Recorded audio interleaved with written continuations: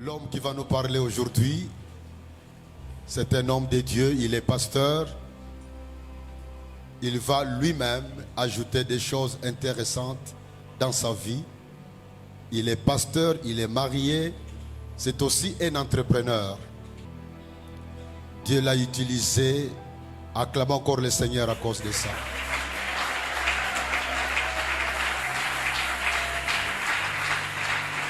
Amen. Lui-même dira encore quelque chose sur lui-même et sur son épouse.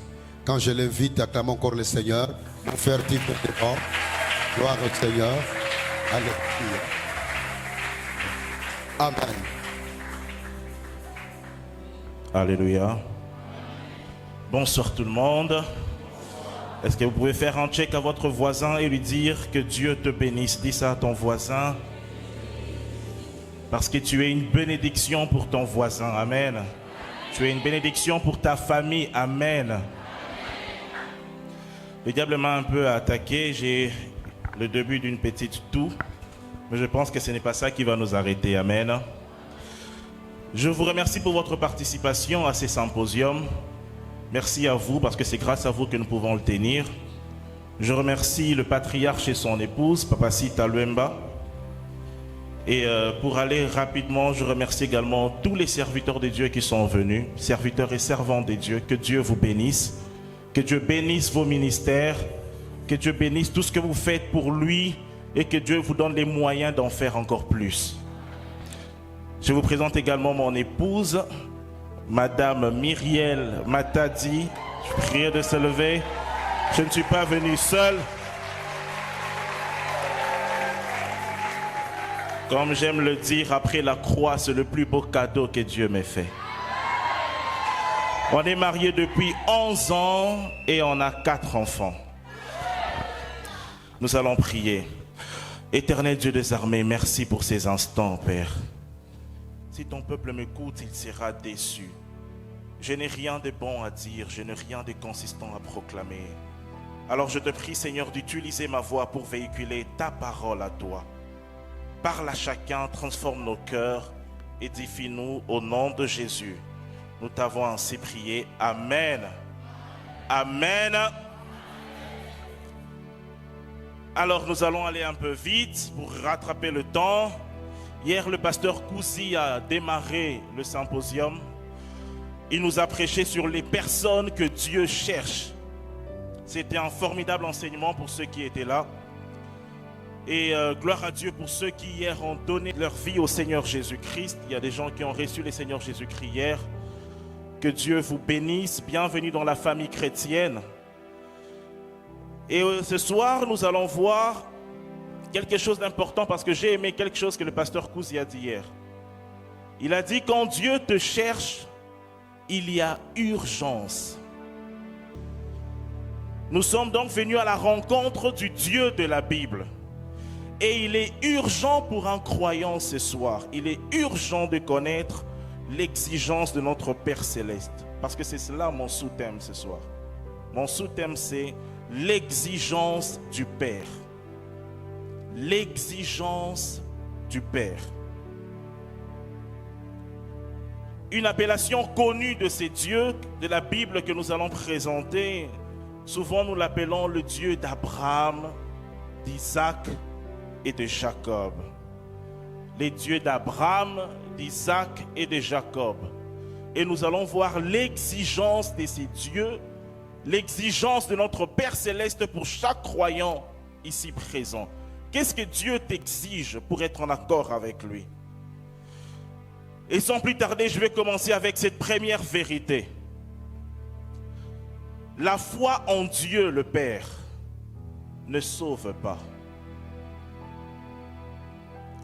Nous allons voir comment Dieu va nous enseigner sur le fait que la foi seule, que chacun de nous a ce soir, la foi en Dieu, la foi seule, ça ne sauve personne.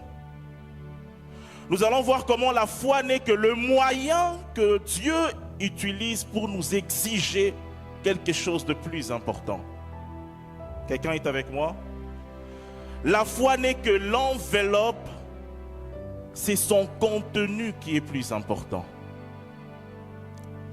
C'est son contenu qui est d'une importance cruciale et c'est ça l'exigence de Dieu le Père. Dieu n'a pas que besoin de ta foi, la foi n'est qu'une enveloppe. C'est qu'est-ce que ton enveloppe va présenter au Père. C'est ça qui importe pour Dieu.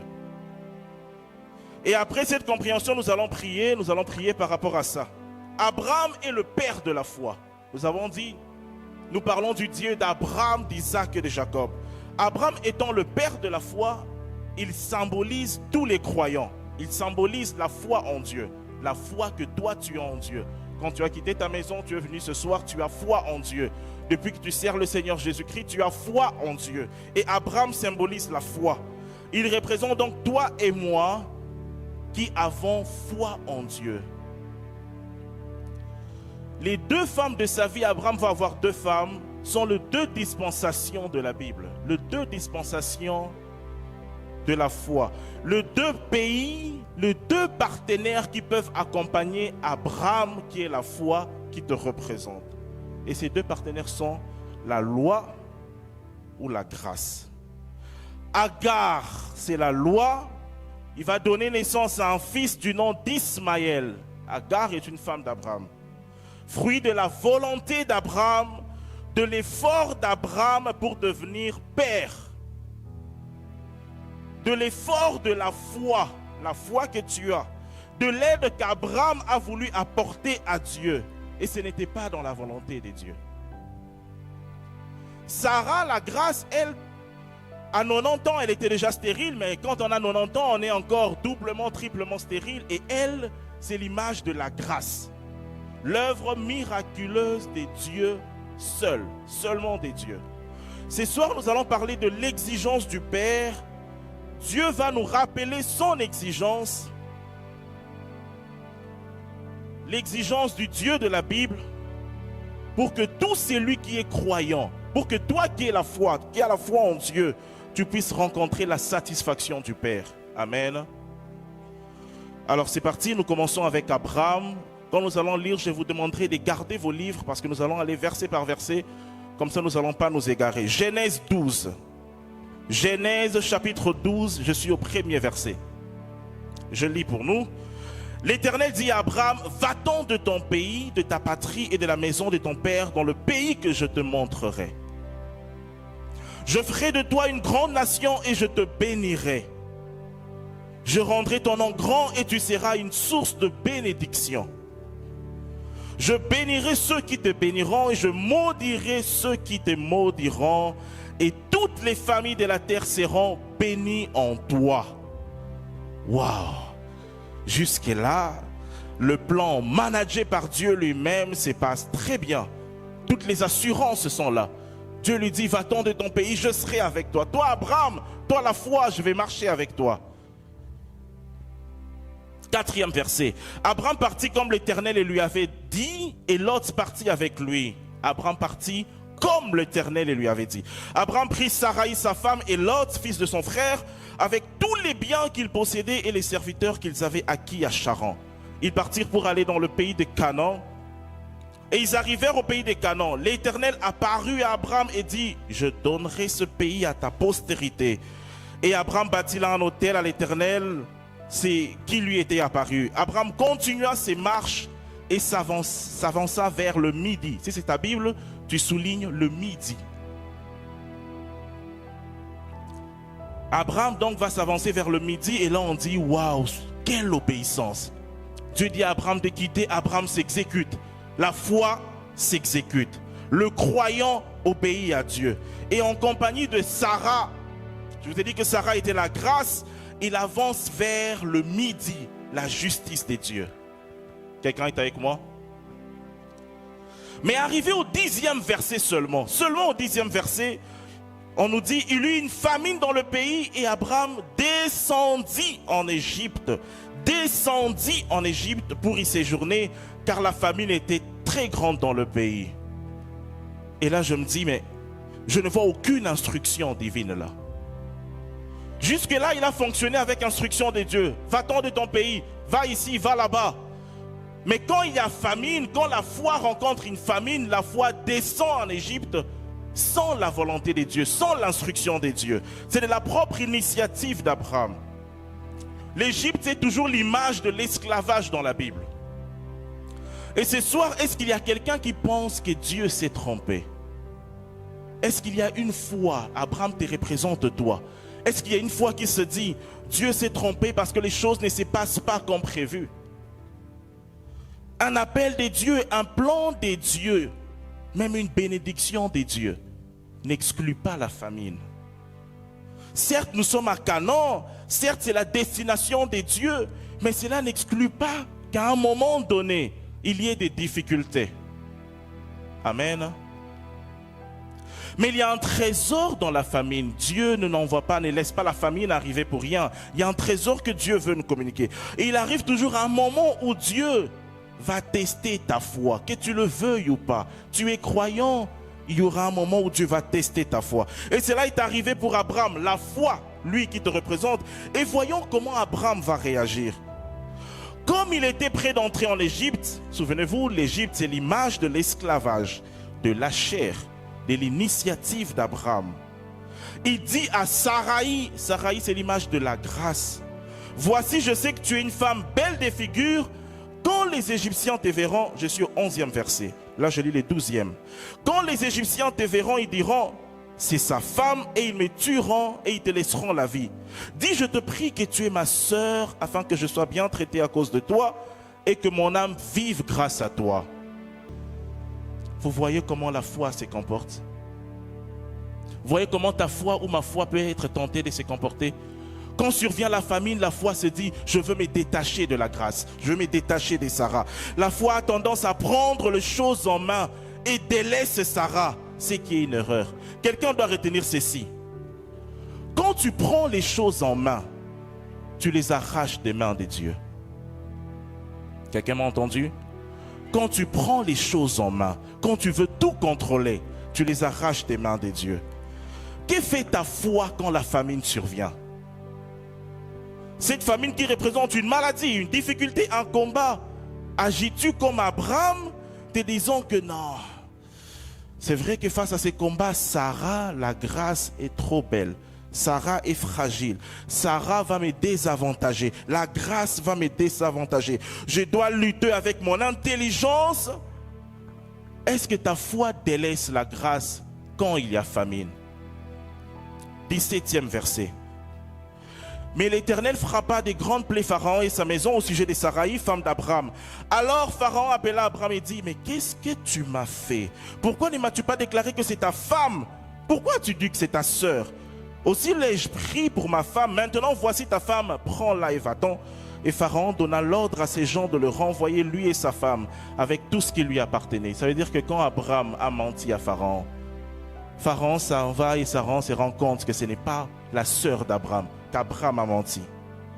J'aimerais dire à quelqu'un, à chaque fois que Abraham se détache de Sarah, les gens souffrent. Tu es avec moi?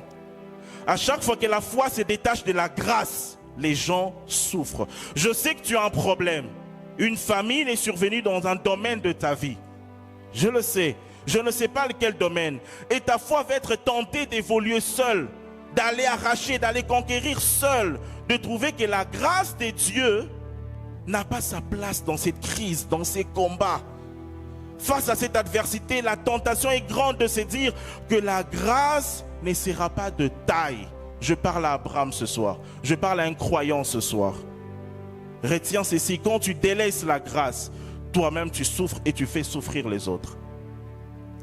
Fais confiance en la sagesse de Dieu. Fais confiance en la solution de Dieu.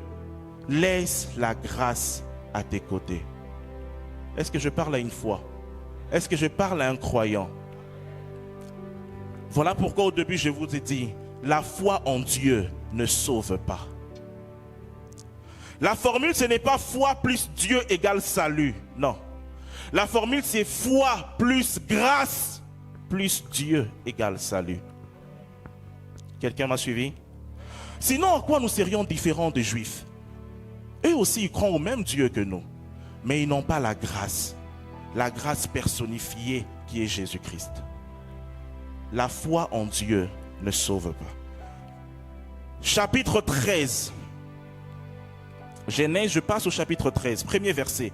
Abraham il était descendu en Égypte. Et j'aimerais que quelqu'un fasse ça ce soir. Abraham remonta d'Égypte vers le midi. Lui, sa femme et tout ce qui lui appartenait. Et Lot avec lui. La foi plus la grâce remonte vers le midi la justice de Dieu. C'est ça la satisfaction du Père. Avec toute leur richesse. Deuxième vérité. La foi est l'enveloppe. La grâce est le contenu. Quelqu'un me suit? Ta foi n'est que l'enveloppe, c'est la grâce qui est le contenu. Dieu ne lit pas l'enveloppe, Dieu lit le contenu. Quelqu'un est avec moi? Nous avançons. Nous parlons du Dieu d'Abraham, d'Isaac et de Jacob. Abraham et Isaac, Isaac c'est le fils d'Abraham, c'est la même lignée. Il représente la foi, il te représente toi et moi. Sarah, la femme d'Abraham, ou Rebecca, la femme d'Isaac, c'est aussi la même famille, la même lignée. Il représente la grâce. Ok? Nous venons de voir comment Abraham s'est comporté quand la famine est arrivée. Comment la foi s'est comportée quand les tribulations sont arrivées, quand le manque est arrivé. Maintenant, nous allons voir comment s'en sort Isaac, son fils, qui est aussi l'image de la foi. Genèse 26, premier verset.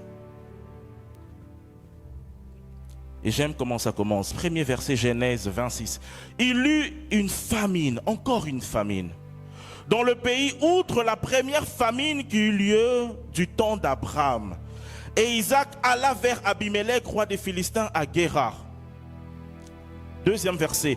L'Éternel lui apparut et lui dit, je pense que cette fois-ci Dieu s'est dit, Naroti Kaya s'est débrouillé, il faut appeler ça instruction claire. Pour Tata Naya Zouaki initiative quand la famine était arrivée. L'Éternel apparut à Isaac et lui dit, ne descends pas en Égypte. Demeure dans le pays que je te dirai. Dieu s'est dit, je ne vais pas commettre la même erreur qu'avec Abraham. Cette fois-ci, je vais clairement dire à Isaac, oh, n'a aucune instruction.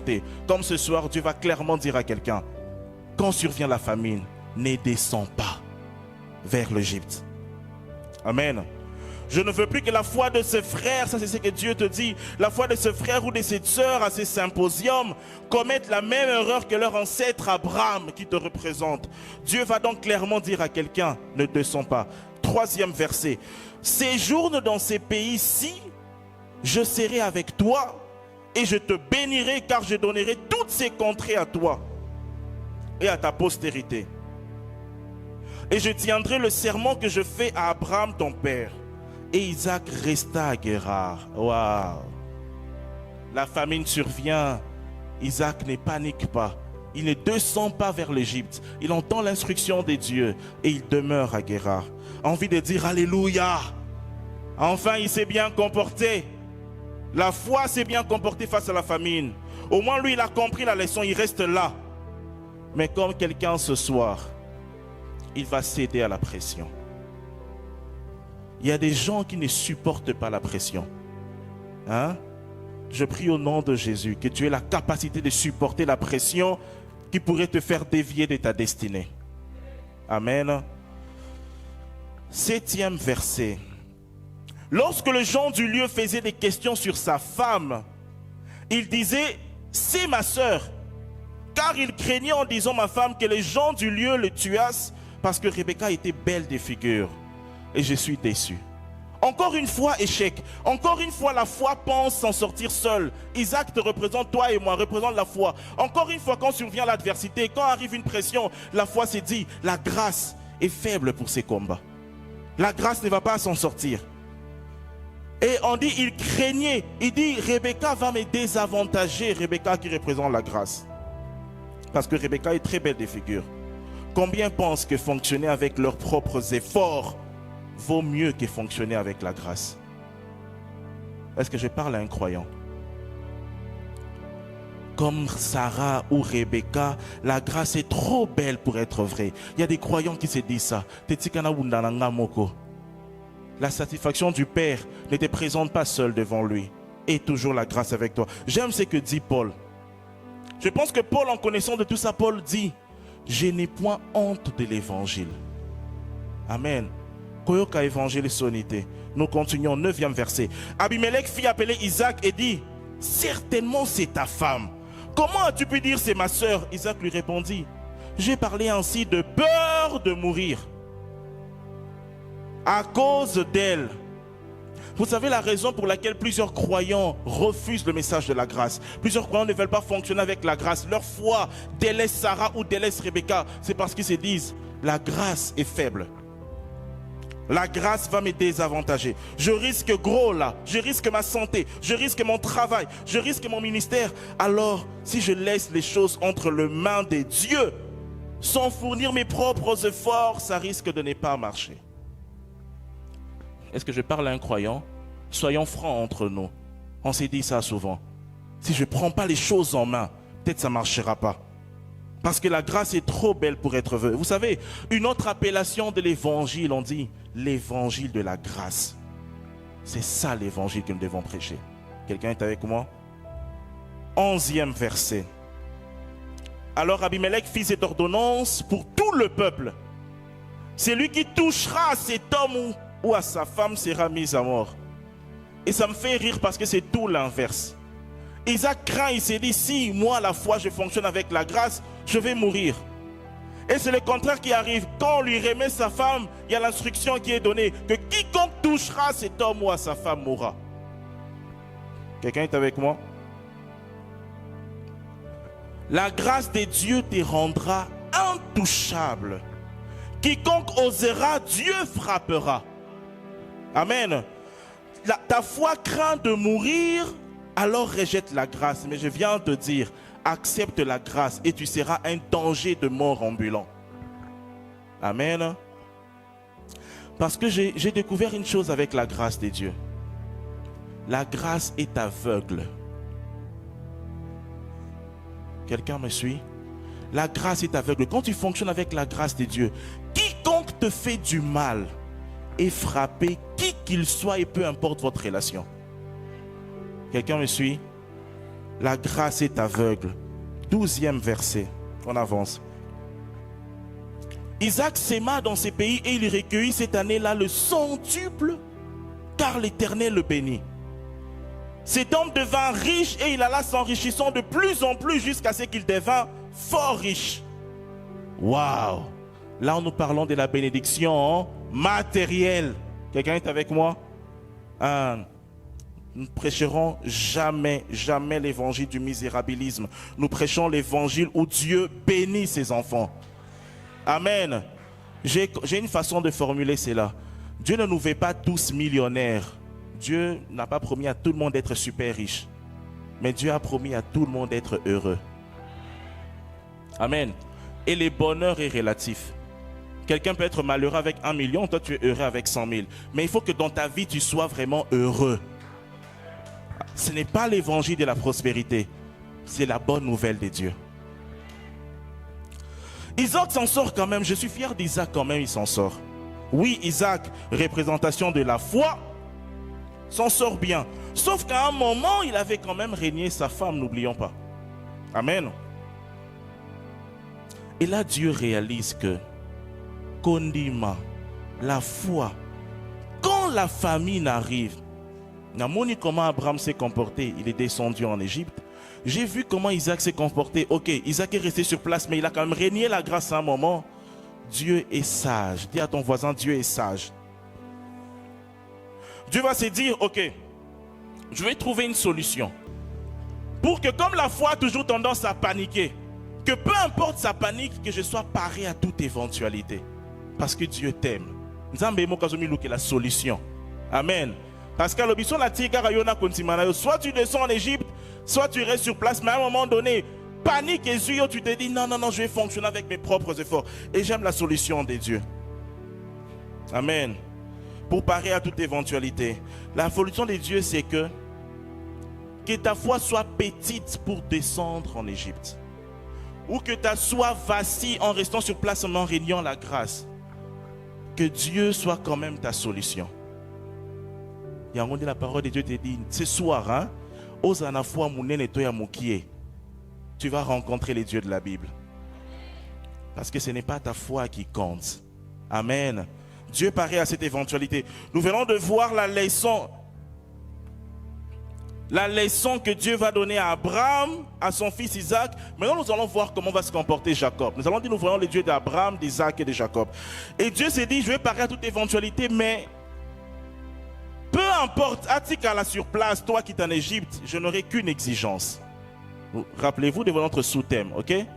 L'exigence du Père. Je n'aurai qu'une exigence comme ça, que ça soit grande ou petite.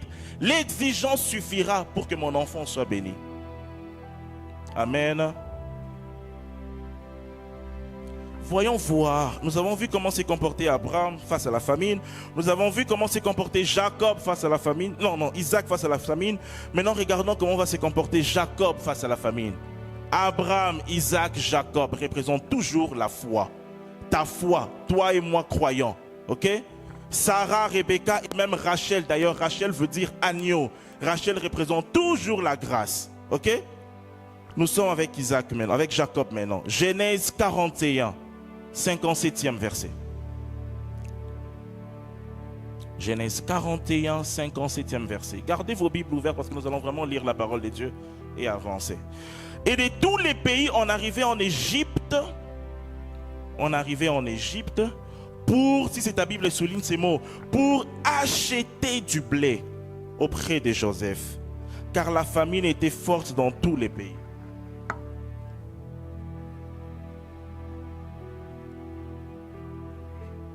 Acheter du blé. Acheter. Maintenant, tu étais sur Genèse 41, tu passes à Genèse 42. Premier verset.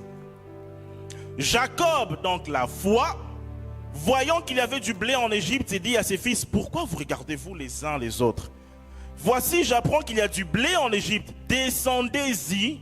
Il n'y a pas de problème. La foi est petite, pas de problème. Descendez en Égypte. Souvenez-vous, je vous ai dit que Dieu apparaît à toute éventualité. Descendez en Égypte pour nous en acheter, afin que, soulignez ceci, afin que nous vivions et que nous ne mourions pas. J'ai dit Genèse 42. Là, je lis le deuxième verset. Descendez en Égypte afin que nous vivions et que nous ne mourions pas. Et là, je me rends compte qu'il est question du salut. Il est question de vie ou de mort. Amen. Troisième verset. 10 frères de Joseph descendirent en Égypte pour acheter du blé. Souvenez-vous que les 10 frères qui descendent en Égypte, ce sont les fils de Léa et des servantes. Donc, la loi. Amen. Les descendants de Léa, la loi. Parce que ce ne sont pas les enfants de Rachel.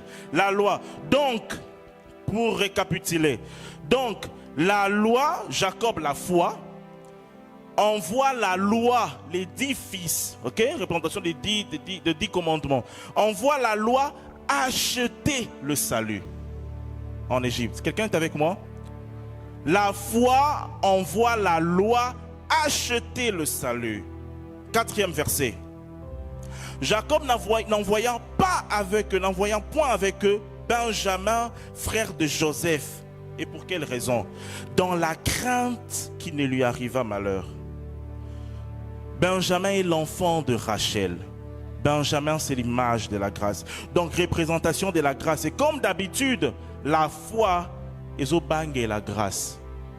Amen. Arrivé chez Joseph, bon, Joseph sachant bien qui ils étaient, Joseph les accuse d'être les espions. Non, vous êtes des espions. Non, on est venu acheter du blé. Non, vous êtes des espions. Mais Joseph les a reconnus. Parce que Dieu connaît tout le monde. Amen. Joseph le reconnaît, il dit, vous êtes des espions. Allons au 20e verset. Si vous n'êtes pas des espions, voici mon exigence, l'exigence du Père. Amen. 20e verset. Amenez-moi votre jeune frère, le fils de Rachel. Amenez-moi votre jeune frère afin que vos paroles soient éprouvées et que, pour ne pas se perdre et être sauvés, et que vous ne mouriez point. Est-ce que vous êtes avec moi au 20e verset? Amenez-moi votre jeune frère afin que vos paroles, ça ne compte pas. Pour que cela soit vérifié, pour que tes paroles à toi, tes déclarations d'être enfant de Dieu, tes déclarations d'être moine à EVC soient éprouvées, pour que vous ne mouriez pas, apporte-moi le jeune frère. C'est ce que Dieu demande à quelqu'un ce soir. Dieu ne se fait pas avoir, les paroles ne l'impressionnent pas. Voilà l'enjeu, la mort ou la vie. Je pense que Jacob a yébaki. Quand Jacob disait pour que nous sommes bablés, pour que nous ne mourions pas, en tout cas c'était prophétiquement, il parlait du salut. Ayébaki dit, partez là-bas acheter pour que nous ne mourions pas. Et c'est ça l'enjeu du salut. Et Joseph, qui n'avait pas entendu Jacob, hein, mais Joseph, prophétiquement aussi, il dit, Boyez langa votre frère pour beaucoup fâter. Ramenez-moi votre jeune frère. Amen. Les 10 fils, les 10 commandements, la loi, les efforts ne peuvent acquérir le salut. Quelqu'un est avec moi? C'est la présence de Benjamin qui est déterminante pour le salut, pour la plénitude, pour la paix. La présence de Benjamin, mon frère, ma soeur. Et Benjamin est le fils de qui, je vous ai dit? De Rachel, qui veut dire agneau, qui est la représentation de la grâce. Mon frère, ma soeur, si ta foi en Dieu envoie toujours tes efforts pour acheter le salut, envoie ton argent quand tu donnes à l'église, c'est pour de mauvaises motivations, pour acheter le salut. Quand tu fais l'œuvre de Dieu, tes motivations, c'est pour acheter les bienfaits de Dieu. Ça ne marchera pas. Quelqu'un m'entend? 25e verset. Joseph ordonna qu'on remplît de blé leurs sacs. Je suis au 25e verset.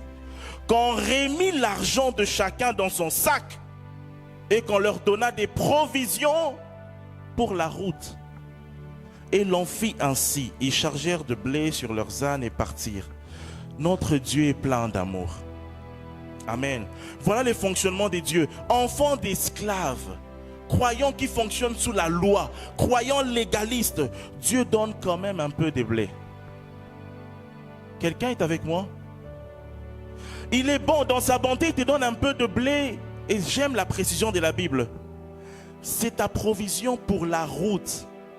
Pour aller faire quoi? Dieu t'encourage à aller chercher Benjamin. À aller chercher la grâce.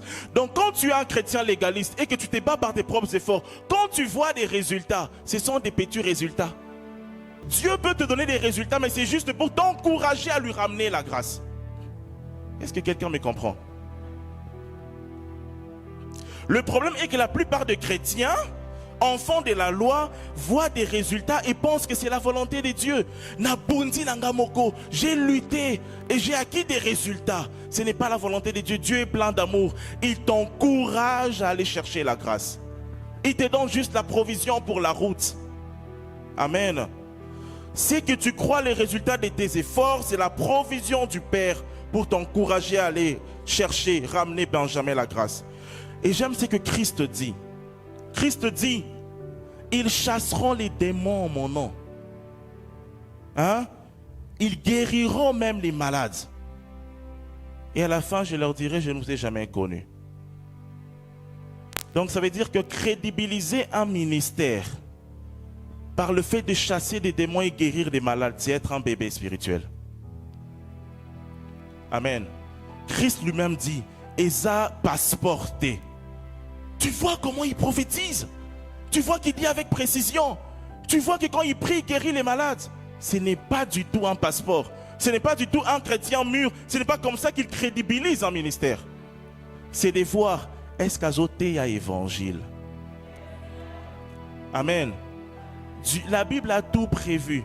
Donc ça veut dire qu'un chrétien mûr, hein?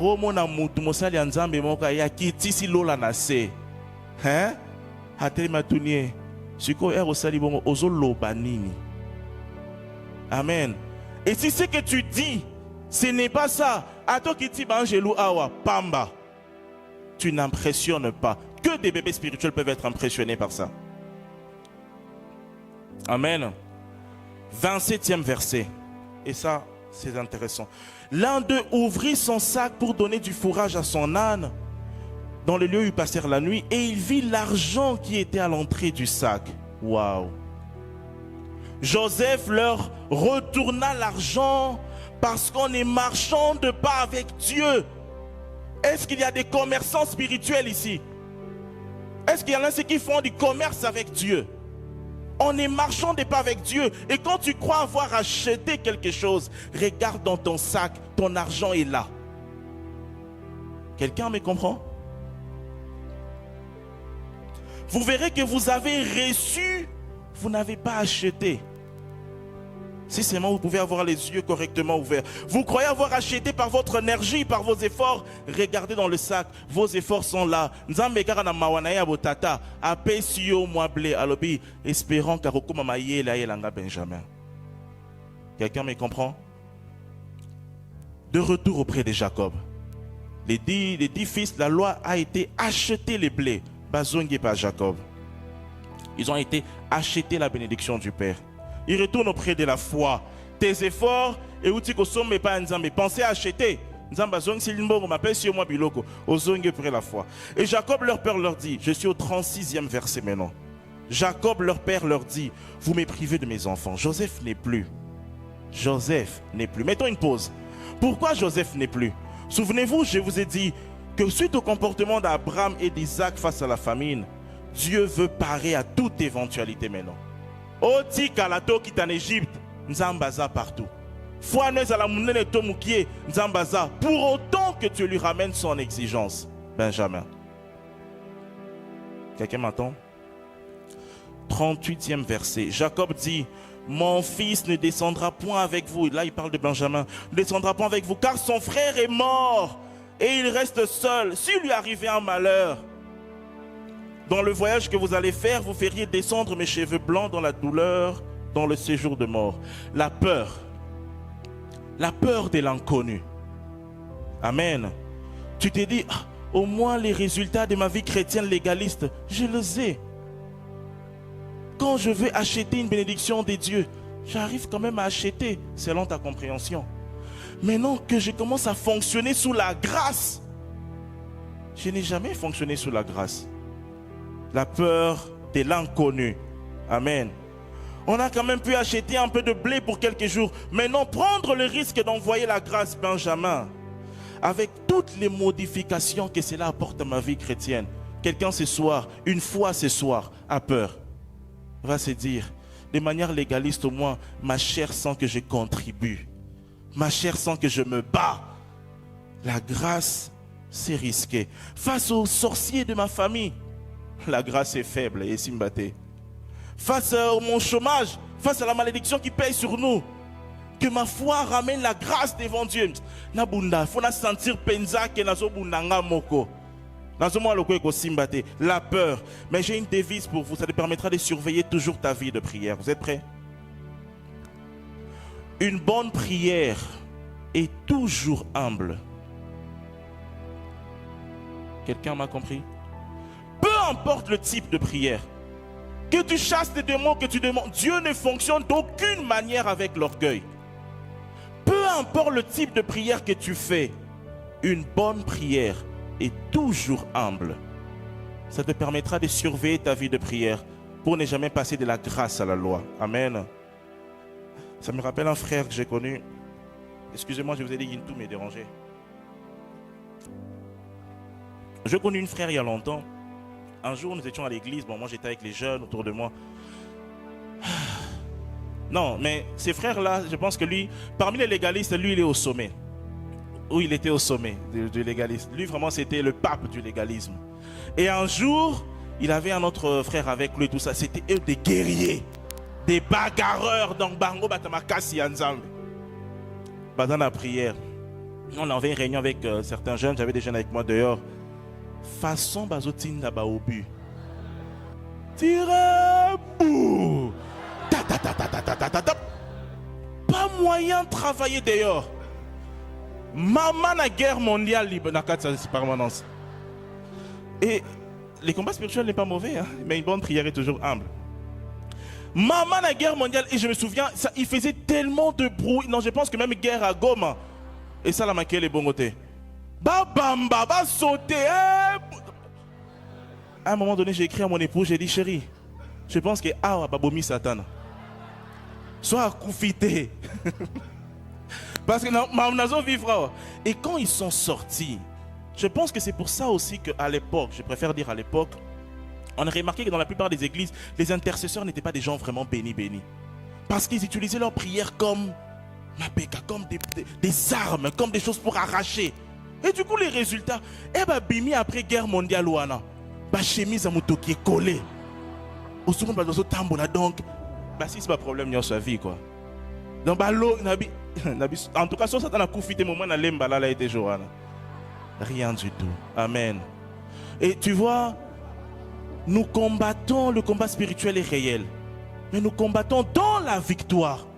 Et si à un certain moment de ton combat spirituel, tu as l'impression que c'est vraiment toi qui fais des efforts, qui fournit tous les efforts, tu es à côté mon frère. Mais regarde les résultats que ta propre vie te prêche. Amen. Les plus grands guerriers qui font abattre les immeubles sur les têtes des sorciers, mais ils ne sont pas des Aliko Dangote. Regarde ta vie. Amen. Il faut, même dans le combat spirituel, à aucun moment la grâce de Dieu nous quitte. À aucun moment nous osons fonctionner avec nos efforts. Quelqu'un pourrait se mettre à se surveiller? Amen. Genèse 43. Premier verset. La famine s'appesantissait sur le pays. Quand ils eurent fini de manger le blé qu'ils avaient apporté d'Égypte, Jacob dit à ses fils, retournez, achetez-nous un peu de vivre. Et la loi, c'est ainsi. Les gens qui fonctionnent sous la loi vivent ça. C'est-à-dire que la loi produit toujours des résultats éphémères. Et où m'elle a raté? Amen. Ce soir, amen. Ce soir, je suis venu donner à quelqu'un la paix. Personne ne veut recevoir la paix du Christ aujourd'hui. Je viens te communiquer la paix. Amen. Parce que la loi donne toujours des résultats éphémères. Parce qu'on ne réside pas dans la volonté de Dieu quand on fonctionne avec la loi. Il y a quelqu'un qui dans sa vie chrétienne s'est battu corps et âme depuis des années. Ce soir aux Ozwakimia. Troisième verset. Judas lui répondit, cet homme nous a fait cette déclaration formelle. Vous ne verrez pas ma face. Ça c'est Dieu qui parle. Vous ne verrez pas ma face à moins que votre frère soit avec vous. Isaac craque. La foi craque. Et j'espère que quelqu'un, un croyant ce soir, va craquer. J'espère qu'un légaliste va craquer et dire au 13e verset. Quand tu craques, tu dis cette phrase du 13e verset. Prenez votre frère, élevez-vous, retournez vers cet homme. Que le Dieu Tout-Puissant vous fasse trouver. Yes, vous êtes dans les textes. Vous fasse trouver grâce devant cet homme. 16e verset. Dès que Joseph, Dieu le Père ce soir, dès que Joseph vit avec Benjamin, je suis au 16e verset. Dès que Dieu le Père va voir Benjamin dans la foi d'un croyant ce soir, il dit à son intendant, fais entrer ces gens dans la maison. Tu es apprête, car ces gens mangeront avec moi. Bien, vous êtes là. À midi, la justice de Dieu. À midi, ma prière est que ce soir, que le Père aperçoive Benjamin dans la vie de quelqu'un. Quelqu'un est avec moi? La grâce, le Christ dans la vie d'un croyant, que le Père regarde pour dire, je vois Benjamin, donc Nadja vous préparer, Mama Pamboli. Ce soir, ceux qui vont présenter Benjamin vont être sérieusement bénis, sérieusement guéris. Vous êtes avec moi? 29e verset. Joseph leva les yeux et jetant un regard sur Benjamin, son frère, fils de sa mère, la grâce, Rachel, il dit, est-ce que là votre jeune frère dont vous m'avez parlé? Et il ajouta, Dieu te fasse miséricorde, mon fils. Ses entrailles étaient émues pour son frère et il avait besoin de pleurer. La première parole de Joseph à Benjamin, Dieu te fasse miséricorde, mon fils. Pour quiconque ramène Benjamin ce soir, en tant que prophète de Dieu, je vous le dis, la grâce personnifiée, c'est Benjamin. Jésus-Christ, c'est Benjamin. Pour quiconque va ramener, présenter Benjamin ce soir, Dieu va te faire miséricorde. Amen. Joseph, qui représente ici Dieu le Père, va pleurer de joie. Est-ce qu'il y a quelqu'un qui veut faire pleurer Dieu de joie ce soir? Nzambatala, ayelinga Yesu. Sa foi ayelinga Yesu. Et Nzambaleli. Et j'aime le 34e verset. Allez avec moi au 34e verset. Joseph leur fit porter des mets qui étaient devant lui. Et Benjamin, quelqu'un était dans les textes? Et Benjamin en eut combien? 5 fois plus que les autres. 5 fois plus pour Benjamin, 5 fois plus pour la grâce, 5 fois plus pour toi ce soir. Ce soir, Dieu a prévu 5 fois plus de miséricorde, de bénédictions, 5 fois plus de faveurs pour toi. Amen. Pour ceux qui brandiront Benjamin. Ceux qui par la foi brandiront la grâce, brandiront Christ. Et Christ seul. L'exigence du Père, c'est Christ. Amen. J'aime comment l'explique Éphésiens 2.8. Ça dit ceci. Éphésiens 2.8. Car c'est par la grâce que vous êtes sauvés. Par le moyen, par l'enveloppe de la foi. Et cela ne vient pas de vous. Cette grâce, ces dons, ces saluts, c'est le don de Dieu qui sauve. La foi seule veut toujours arracher, acheter, mériter. La foi seule dysfonctionne toujours. La grâce, elle, reçoit. Martin Luther, je ne sais pas si vous connaissez, Martin Luther dit ceci. J'ai tenu beaucoup de choses entre mes mains et je les ai toutes perdues. Mais toutes celles que j'ai mises entre les mains de Dieu, je les possède encore. Troisième vérité, pour les légalistes, toute expérience, aussi bonne soit-elle, qui contredit la foi en la grâce de Dieu, qui contredit la substance de l'évangile, est bonne pour la poubelle. Toute expérience, aussi bonne soit-elle, qui contredit la substance de l'évangile, est bonne pour la poubelle. Le fait que ça marche n'est pas signe que c'est approuvé par Dieu. Le diable est un menteur. Le diable peut encourager une mauvaise pratique, sachant que cela est la preuve que ta foi dysfonctionne. Le diable aussi fait des miracles. Amen. Pour moi, c'est le plus terrible verset de la Bible. Je le dis à chaque fois que je prêche. Galates 5.4.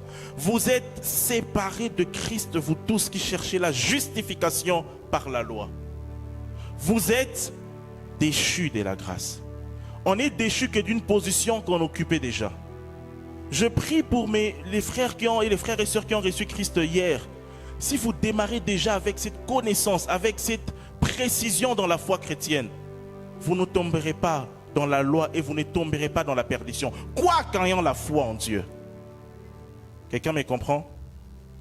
Quatrième vérité. À défaut de nous détourner de l'évangile pur, le diable peut nous donner des évangiles mixés. Des évangiles mélangés. J'aimerais dire à quelqu'un, 99% des dieux plus 1% d'autres choses égale 100% d'autres choses. Quelqu'un m'a compris?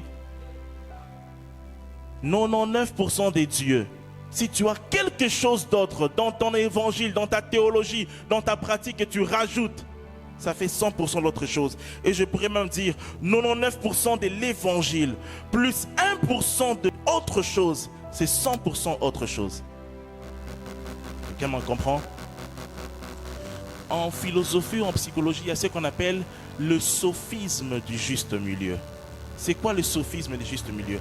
C'est des gens qui, et Paul s'est battu avec ça dans la Bible, c'est des gens qui aiment toujours chercher l'équilibre, même dans les choses où il ne faut pas chercher l'équilibre. Je vous donne un exemple. Si je vous dis la terre est ronde, et quelqu'un d'autre vient me dire non, elle n'est pas ronde, elle est plate. Ça fait deux positions. La vérité n'est pas que la terre est cylindrique. La vérité est que la terre est ronde. Il y a des vérités de la Bible qui ne se négocient pas. Amen. Ce n'est pas on va fonctionner sous la grâce, mais avec un peu de loi quand même. Avec un peu de notre chair quand même. Avec un peu de notre effort quand même. Ce n'est pas ça. C'est fonctionner sous la grâce seulement. Ce soir, il va falloir que tu acceptes de perdre pour gagner 5 fois plus de grâce. Amen. 5 fois plus pour la grâce, 5 fois plus pour Benjamin. Cinquième vérité. Le plus grand ennemi de ta vie, ce n'est pas le péché, ce n'est pas le diable, c'est la loi. J'ai un concept qui s'y rapproche, c'est la distraction. La loi va toujours flatter ta chair. La loi va toujours t'inviter à mettre beaucoup de toi pour obtenir quelque chose de Dieu. Je t'invite à perdre ta loi, donc quelque part perdre la fausse sécurité que te donne ta chair. Quelqu'un est avec moi? Alors, qu'est-ce que je dois perdre, pasteur? Rapidement, l'heure est arrivée, nous allons prier. Je vais nous donner quelque chose que nous allons perdre. 2, 3 petites choses. La loi te fera toujours prier comme un serviteur et non comme un enfant. Les légalistes, ce sont des croyants qui marchandent avec Dieu, qui commercent avec Dieu. La volonté de Joseph, de Dieu, est que tu ne puisses jamais acheter quoi que ce soit chez lui. Est-ce que je parle à quelqu'un? Je parle à quelqu'un? Il y a des gens qui veulent rester commerçants. Dieu ne veut pas des commerçants spirituels. Dieu a réclamé Benjamin et encore aujourd'hui, Dieu réclame la grâce qui n'est nulle autre que Christ Jésus. La grâce de Dieu. C'est à la grâce qu'on fait 5 fois plus de bien. Est-ce qu'il y a quelqu'un ce soir qui va oser changer sa vie de prière? Amen. Ça me rappelle un jour mon fils, je vous ai dit j'ai 4 enfants. Il y a mon deuxième enfant, c'est un garçon. Un jour il me dit, papa, oui, pourquoi les lézards, vous connaissez les lézards, non? Quand ils sont sur les murs, pourquoi les lézards ils font des pompes? Vous savez quand les lézards soulèvent la tête comme ça? Pourquoi les lézards ils font tout le temps des pompes, papa? J'ai dit, ils ne font pas des pompes. Ils soulèvent juste leur tête. Donc, il y a des gens comme ça. Vous savez, des gens qui fonctionnent sous la grâce. Ce sont des chrétiens heureux. Ce sont des chrétiens détendus. Ce sont des chrétiens en paix. Amen. Amen. Quand Christ dit, je vous donne ma paix, la paix que le monde ne peut pas donner, ce n'est pas une philosophie, c'est une vraie réalité. Amen. Et ce soir, quelqu'un doit répartir avec cette paix-là. Deuxième petite chose, la loi te fera sentir meilleur chrétien que les autres ou pire chrétien que les autres. Ça, c'est un effet de la loi. Soit orgueil que nga benana chrétien mo koleka bango, ou soit nga benana chrétien muke makasi koleka bango. Et Dieu va toujours combattre cet orgueil ou ces complexes. L'orgueil engendre quoi? Les dédains, ils sont des petits chrétiens. Le complexe engendre quoi? La jalousie. Dieu va toujours combattre ça. La grâce te fera travailler toujours profondément dans ta relation avec Dieu. Pourquoi t'occuper des autres? Tu rechercheras l'excellence. On va vite. La loi te fera ouvrir les yeux. La loi te fera ouvrir les yeux sur les vies des autres. Parce que c'est ça les naturels, c'est ça la chair. Tout le temps surveiller ce que font les autres. Qu'est-ce que les autres font? Comment ils font? Matthieu 7, 3 dit ceci. Pourquoi vois-tu la paille qui est dans l'œil de ton frère et n'aperçois-tu pas la poutre qui est dans ton œil? J'aimerais dire à quelqu'un, présenter Christ, ce n'est pas une philosophie, c'est une réalité, ça doit être pratique. Amen. Discipline-toi, tu as beaucoup à améliorer chez toi. Laisse tomber les critiques, les calomnies, laisse tomber tout ça. Il y a un jour une femme qui disait, c'est vrai, je sais que Kotonga Isamabe, je sais que c'est mal. Le problème c'est que ma solo misunde a raté. Naza vraiment n'a pas ça rotika, mais après 2-3 ma solo, je commence il faut qu'à Kotonga. Oublie les vies des autres, amen. Quatrième petite chose, la loi te fera pécher en cachette. La loi donne un sentiment de balance. Bon, le quoi on a investi, on a sombinzambe, on a payé moi $1000 en église, je peux me permettre ces péchés. Comme j'ai beaucoup prié, comme la sœur Ranzambe Ming, en tout cas, na simbi choral semaine on bagnos baki maki. Na rosala moi les sumo, c'est pas grave, ils ont compensé, hein? Na payé Ming, na ro ki bata moi mokié. C'est comme une petite récompense qu'on se donne, c'est la chair qui nous donne cette récompense. Alors que la grâce te fera dire, Dieu a tellement fait pour moi que je ne pourrai pas lui faire du mal.